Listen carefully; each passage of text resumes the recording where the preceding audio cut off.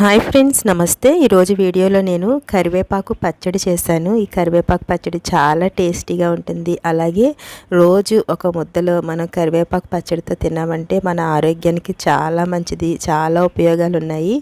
అలాగే పిల్లలకి మామూలుగా కరివేపాకు అంటే తీసి పక్కన పెట్టేస్తూ ఉంటారు కదా, అలా కాకుండా ఒకసారి ఇలా మీరు పచ్చడి చేసి పెట్టండి. ఇప్పుడు చిన్నపిల్లలకి కూడా కళ్ళజోళ్ళు వేసేస్తున్నారు.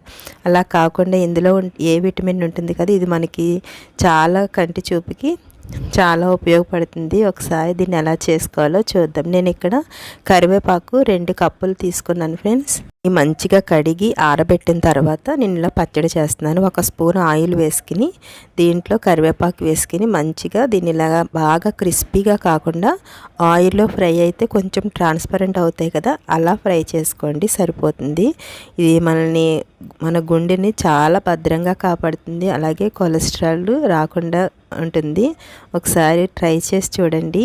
ఈ పచ్చడి ఇలాగా మన పెద్దవాళ్ళు చేసేవారు. ఇప్పుడైతే అందరూ కరివేపాకు పొడి చేస్తున్నారు కదా, అలా కాకుండా న్యాచురల్గా ఇలా చేసి చూడండి. ఇలా ఉంటే సరిపోతుంది, బాగా ఫ్రై అయిన అవసరం లేదు. చూసారా, మరలా 1 స్పూన్ ఆయిల్ వేసుకోండి. ఇలా వేసుకున్న తర్వాత ఒక 2 స్పూన్లు ధనియాలు వేసుకోండి.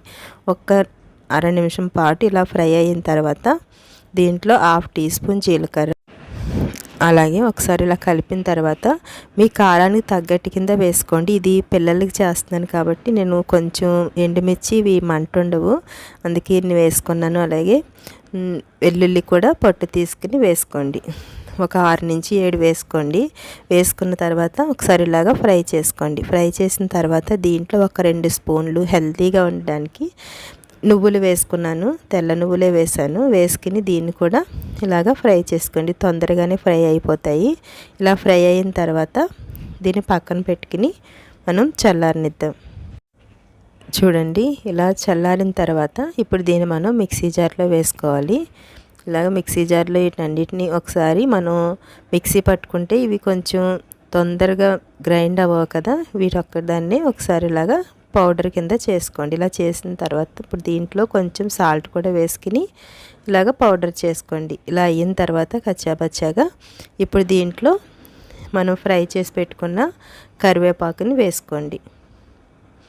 ఇది వేసుకున్న తర్వాత నేను వేడి నీళ్ళలో చిన్న నిమ్మకాయ సైజ్ అంతా చింతపండుని నానబెట్టుకున్నాను. వేడి నీళ్ళలో నానబెట్టుకున్నట్టయితే మనకి పచ్చడి కొంచెం నిలవ ఉంటుంది. చూసారా, ఇందులో ఉన్న ఇక్కలు అన్నీ తీసేసుకోండి. ఇలా తీసిన తర్వాత ఇప్పుడు దీంట్లో వేసుకోండి. ఒకవేళ ఇది వాటర్కు సరిపోలేదు అనుకుంటే కనుక కొంచెం వేడి నీళ్ళు గోరువెచ్చగా చేసుకుని మిక్సీలో వేసుకుని ఇలాగా చట్నీ కింద చేసుకోండి. చూడండి, ఇలా ఉంటే సరిపోతుంది. ఇలా అయిన తర్వాత ఇప్పుడు దీన్ని మనం తాలింపు చేసుకుందాం. స్టవ్ మీద మరలా ఆ మూకుడులోనే కొంచెం ఒక 2 స్పూన్లు ఆయిల్ వేసుకుని ఒక 1/2 టీ స్పూన్ ఆవాలు, ఒక 1/2 టీ స్పూన్ జీలకర్ర, కచ్చాబచ్చాగా దంచుకున్న వెల్లుల్లి, అలాగే కొన్ని కరివేపాకు, 2 ఎండుమిర్చి వేసుకుని ఇదంతా ఒకసారి ఫ్రై చేసుకోండి. ఇలా ఫ్రై చేసుకున్న తర్వాత ఇప్పుడు దీంట్లో మనం కొంచెం ఇంగువ కూడా వేసాను. ఇంగువ వేసుకోవడం వల్ల డైజెషన్ ప్రాబ్లమ్స్ అనేవి ఉండవు.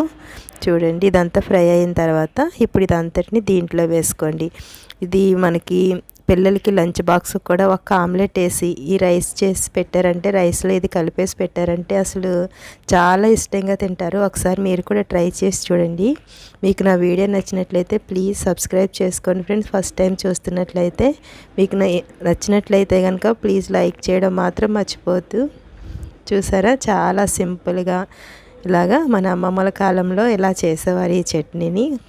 Okay friends, thanks for watching.